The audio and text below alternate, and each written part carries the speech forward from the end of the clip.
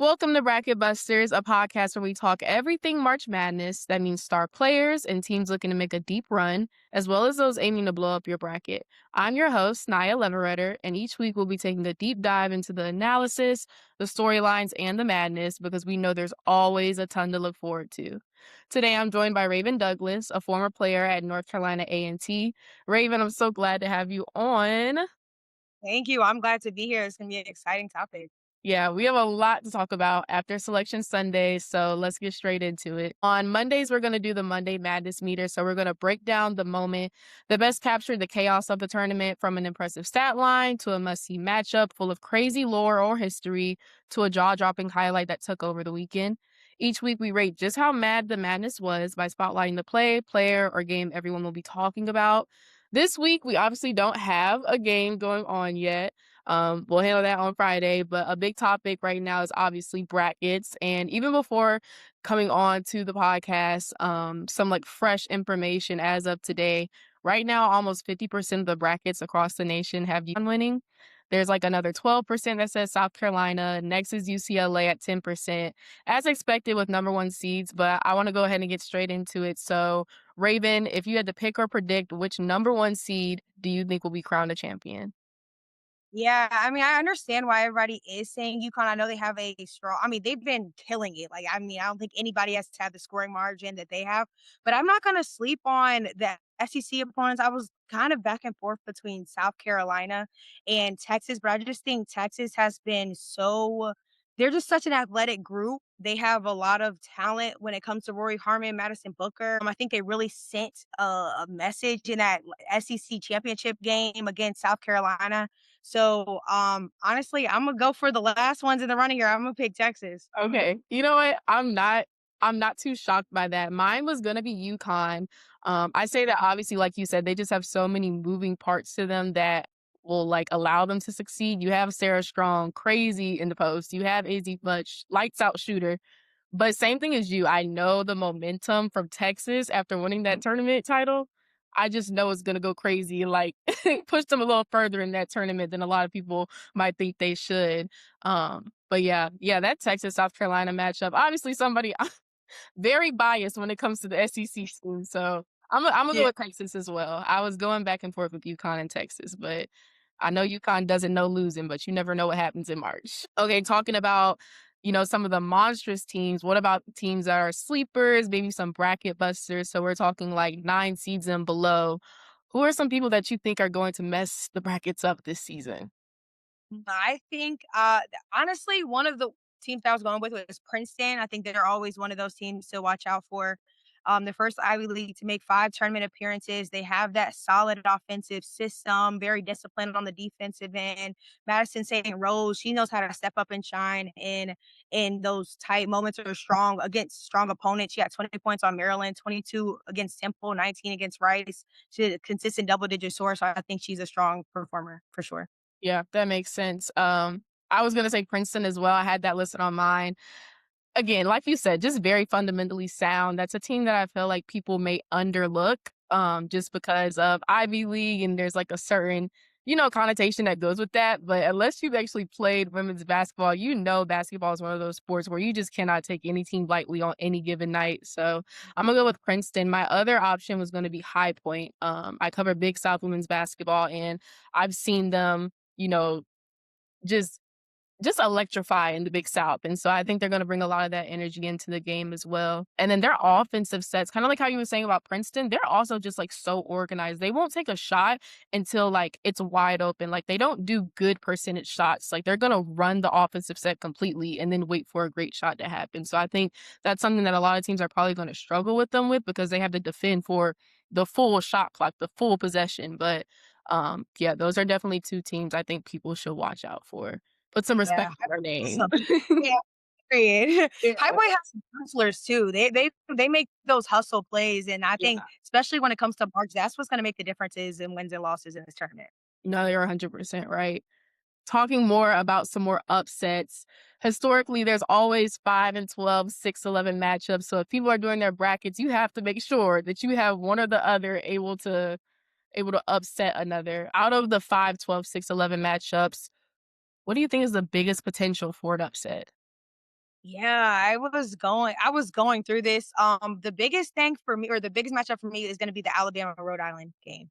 I think I think Rhode Island with a P4 win under their belt, they knocked out North Carolina State 68 to 63. They haven't had a back-to-back loss this season. They know how to respond. They have a talented group. I mean, honestly, and I'm not knocking Alabama because they do have a great group, especially with Jessica Timmons and Carly Weathers. But I mean, Rhode Island is just one of those teams that can really step in there and shake some things up. Yeah, I agree. I was also gonna say, James Madison. They have Peyton McDaniel, just a prolific guard that I think is gonna be uh very high, very important for them if they want to defeat Kentucky. But I also think just some of the lore going into that game. So the head coach of Kentucky, he started at James Madison. There's gonna be so much emotion behind it. And I know a lot of people think like, oh, it's not that deep. Y'all just go out there and play basketball. But no, these are the things that, coaches That's say in the locker room. They're thinking, they let you guys know. So I think yeah, that'll definitely be a big one. But I also agree, Rhode Island and Alabama. Um, I feel like Alabama is just like either really on or really off. So like if they just come in there with a little bit of the attitude of like, oh, we got this, like it's just Rhode Island, then they might struggle a little bit. They just need to be on their P's and Q's to like make sure they win. Yeah. yeah. And Coach Reese with Rhode Island, I mean, she's got a great program there and really has set the tone. And like you said, Alabama, sometimes they may have a rhythm. If they can't get into the offensive rhythm, I feel like that's when you don't want to just give Rhode Island room to step in there for sure. Yeah, hopefully Christy is getting on them as soon as they Yeah. as soon as they knew who they were playing. Like we're scouting today. We're practicing tomorrow Yeah. morning, as everybody should be. Okay, we're gonna move into conference domination. So I don't know. Maybe I'm just a little prideful, and I'm like the type to have to sit here and see how many teams from each conference are gonna be in March Madness. So we have 10 SEC teams, 9 Big 10 teams, 8 ACC, and 7 Big 12. Obviously, NIL and transfer portal is a really big topic right now, just in the climate of sports these days. So, how has NIL and the portal either made the tournament more or less competitive, in your opinion? Yeah, for me, I'd say it's made it more competitive. Honestly, I feel like players are having the opportunity to step into systems that work better for them. I think people forget to realize that not only does it take talent, but you have to be in a good system or a system that fits your skill and your type of play. So I look at players like Malaysia, Fawali, Amaya Joyner, who's been able to help out LSU, Jessica Timmons, who transferred into Bama. I mentioned her earlier. Olivia Miles being able to lead. I think these are talented players who were talented on the teams that they were before, but now they've given the opportunity to transfer into a program that works better for them. NIL is helping them with better pay and better reward with being where they are. So I think it's made the groups a little bit more competitive. Yeah, I agree. I know a lot of people look at NIL and transfer portal as a way to like stack teams and stack conferences. But if you hear a lot of like SEC and ACC coaches talk about, a lot of them didn't even like the platform of the tournament anymore because it's still so competitive that can actually I guess decrease your stock or whatever after the tournament because you're playing against these teams that you have the opportunity or chance to lose to.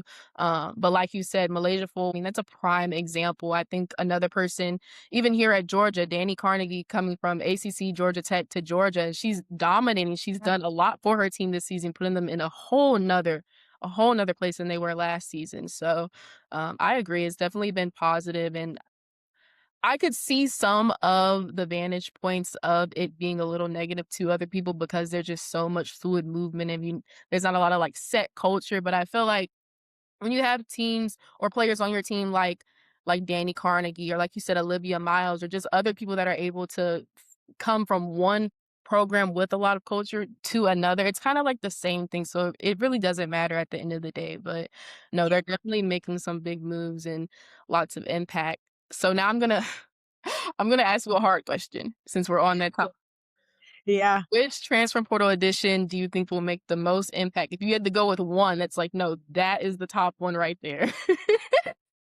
Oh my god, when I thought I honestly had to look through and check, and I thought you brought us up. I know we kinda addressed it a little bit earlier, but I think Imma have to stick with Malaysia just because she's Oh, been I so wasn't expecting expecting that. Yeah, yeah, I know. I think I'm gonna have to sit with her just because I think that she's just kinda have more of a fire under her when it comes to being in this, in this environment. I think she's performing well, she's growing under Mulkey, and I think that she's gonna really put forth a good performance in this tournament. Okay. Wow, I really was not expecting that. No knock to Malaysia, I just know that there's so many, like, other people that I feel like some other people that, like, I talk to or play with might say somebody else. I'm gonna go with Cody McMahon. I don't know Mm, what it is. I mean, she was great at Ohio State. I do think that system fit for her. She kinda ran and they've had to, like, change some things this year, but I can just tell since she's gone to Ole Miss, she's, like, more monstrous, more, like, just amplified. Everything she was at Ohio State, I feel like it's amplified here at Ole Miss. yeah. She has a lot on her shoulders though going into this tournament, I will say. I know Coach Yo is probably in her ear and just trying to keep her motivated. Basketball season is really long, but I definitely think she's made the most impact and probably will throughout this March Madness. So we'll see how she does.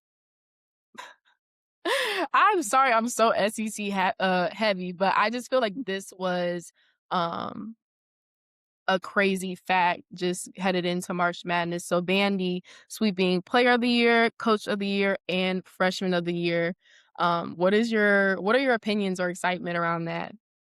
Yeah, I think specifically speaking about, like, Blake's Coach Ralph, I think they earned this honor for sure. Like, Blake's what she Michaela Blake, what she's doing is absolutely insane. It's elite. The numbers that she's putting up, leading all scorers in D1, 27 points per game. She's a consistent player. She just has that fire in her and she makes the plays. I think she's really built the Vanderbilt team, and you can just tell she's a leader. I think she's really earned it. I know they didn't, finish the tournament the way they wanted to or finish at top. I do understand the winning piece of it, but just looking to at what this Vanderbilt team was able to do and kind of turn around this season, how much success they've had starting out the season 20-0. Like, I mean, they've been able to really set some records this season and send a message. And I know, again, I can see the argument with them not winning, and finishing on top specifically, but I think it's earned in the consistent performance that she's put forward specifically. Yeah, that's real. Going off of that, I am just so impressed with Aubrey Galvin. I think the Yeah. first time I saw her play, granted, I played against Vanderbilt before, so I should know that, like, oh, that's a freshman. If you did not know, she does not play like a freshman. I mean, she'll go into the paint. Mind you, it's SEC, you're playing against like 6'5" plus. She has no fear, can also shoot lights out just like Michaela. I don't know, they're just a special group. And like you said, didn't finish the way they wanted to in the SEC tournament.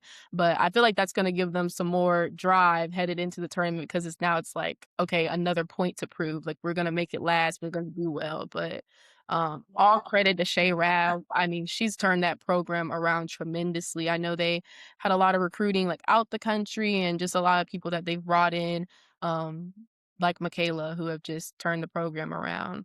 It's really exciting to see. Yeah, she's a very high IQ player too. They're both this group was really just fun to watch this season. Yeah, for sure.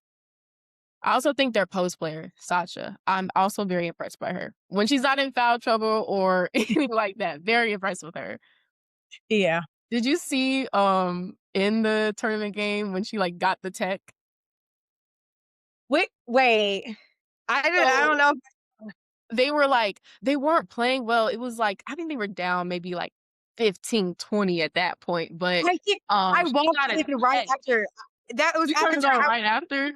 yes, I walked in right because the people who were walking out, they were saying, "Y'all missed it," like, we were uh, we walked in right after because I was going to see the game. I was going to see Alabama Okay. and gameplay, yeah. Oh my goodness, no, you missed it. I know it was like a big debate on Twitter, like, "Oh, did she do that on purpose to like try to get her players energized?" Because if that is true, it worked because they started coming back after that.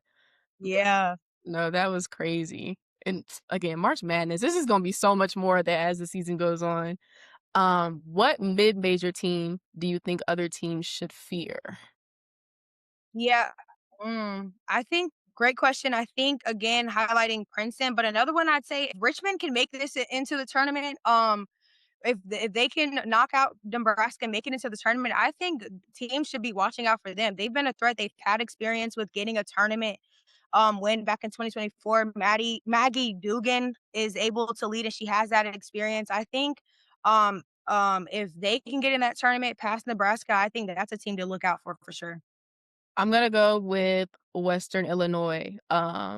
And I say this because out of all Division One women's basketball, top four leading scorers, Mia Nicastro, she's right there in there for Western Illinois. And I think that's something that they play the Tar Heels.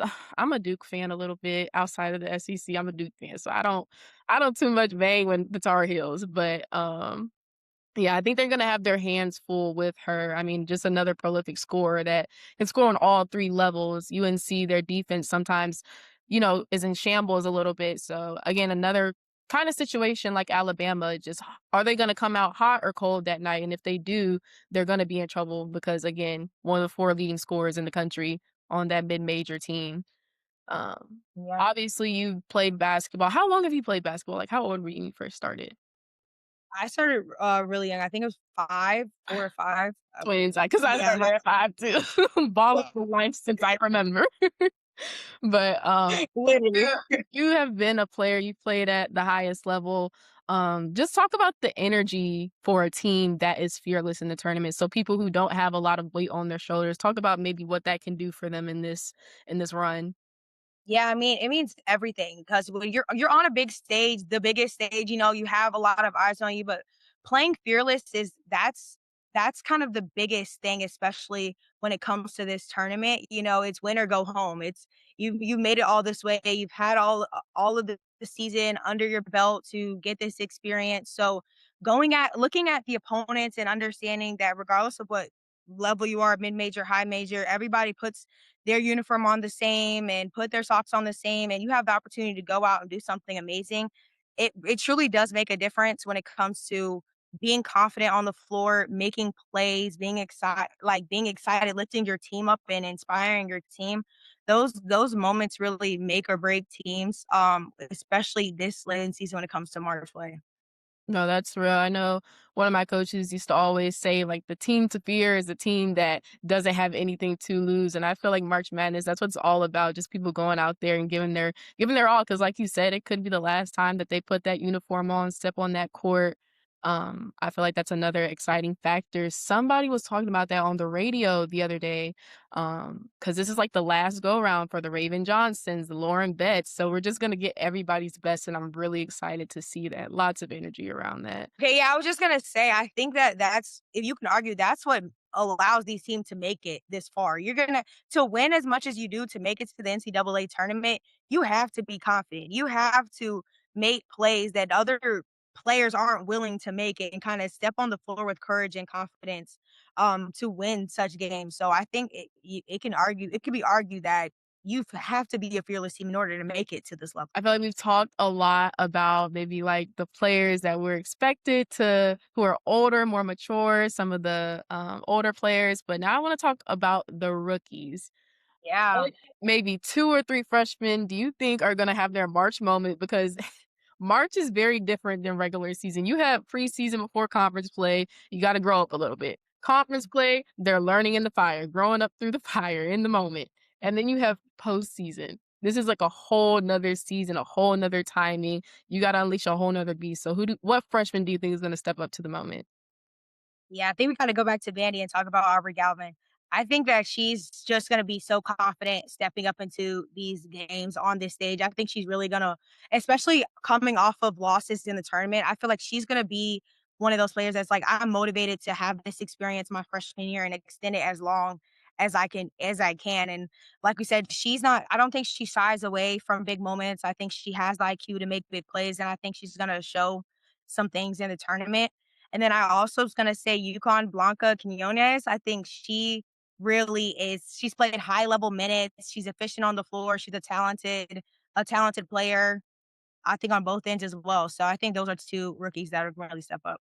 That'll be a fun storyline too, because just the fact that like Sarah Strong was a freshman last year and just dominated, and then like now she's like she got to look what up, she grown up a little bit. So Yeah.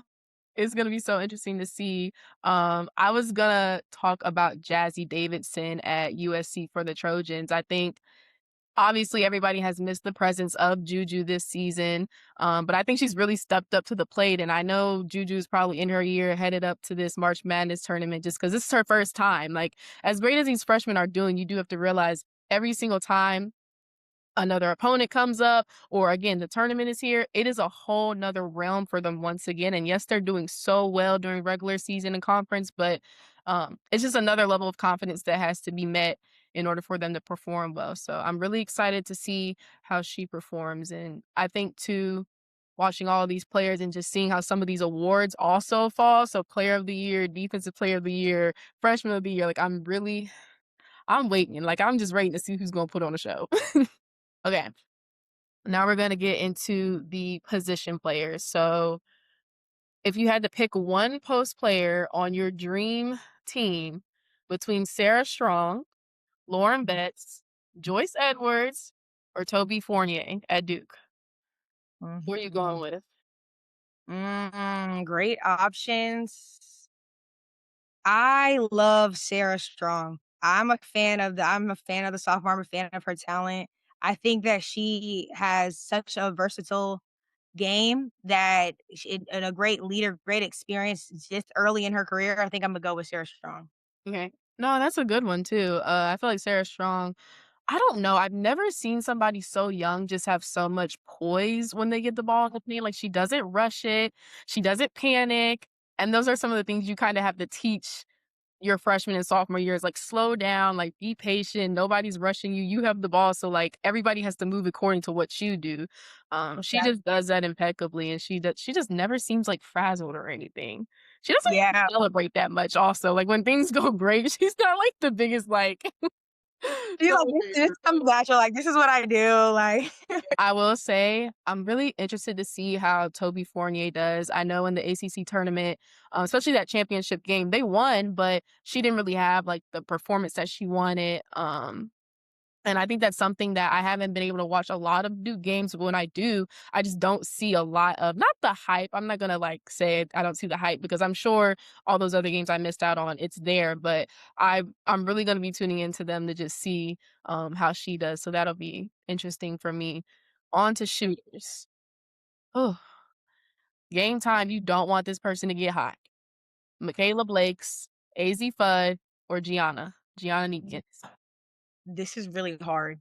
I mean, AZ, was she shooting like 44 from 3? She's Yeah. shooting 44 from 3 this season, and Michaela Blake's I think I think I'm gonna go with Michaela Blake's Okay. because no, I think I'm gonna stick with AZ. I think I'm gonna stick with AZ.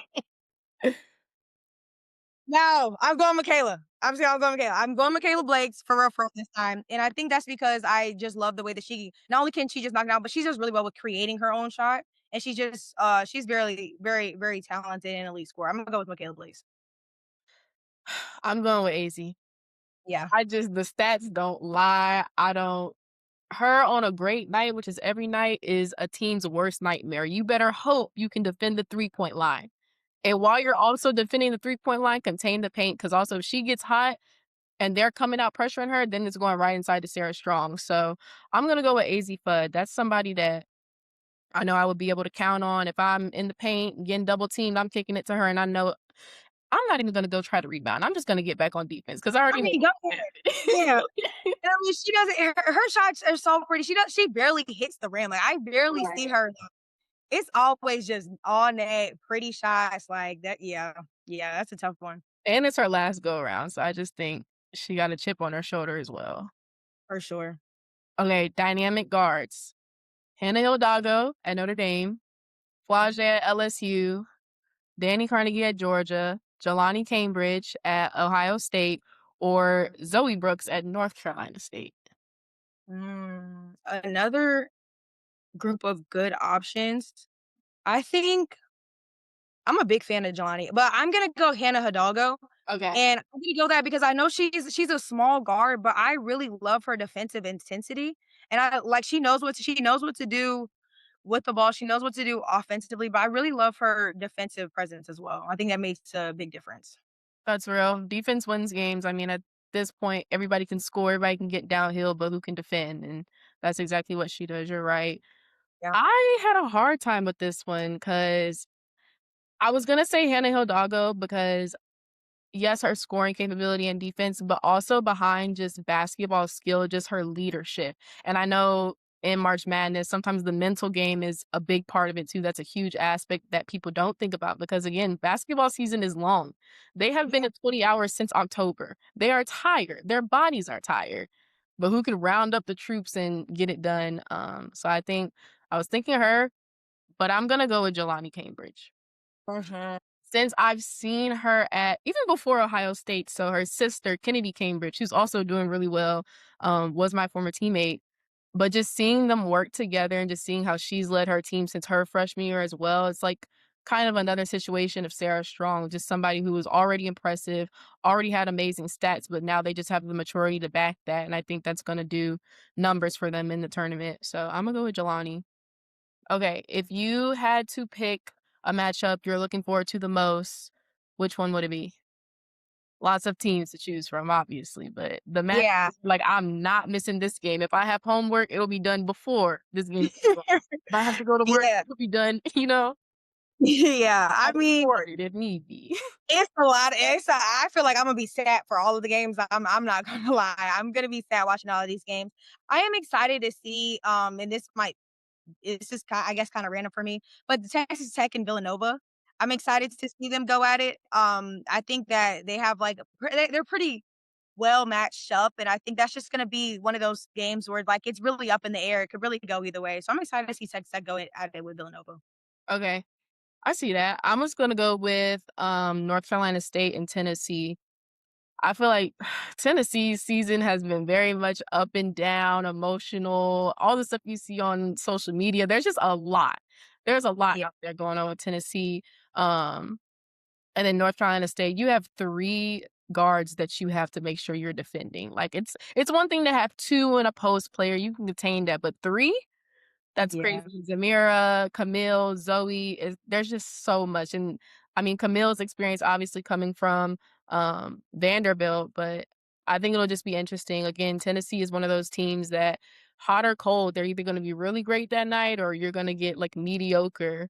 So it'll just be interesting. But I also think too, Tennessee like hockey subs. So they'll send like 4 or 5 in at a time. They're gonna have these fresh bodies like not tired, being able to get some rest on the bench and then just keep the longevity of the game going. So I don't know. That's what I'm definitely gonna be tuned in for. Like, and I also Yeah. think that Tennessee game is gonna matter because if they don't make a great run in that tournament, I know those fans are gonna cause an uproar. I mean, they already are now, but I know it's gonna be worse. So I'm Yeah, really that's a good excited point. for I that was about one. to say it's already been an uproar surrounding that, especially after the tournament and with Barker and everything. So I get it. Yeah.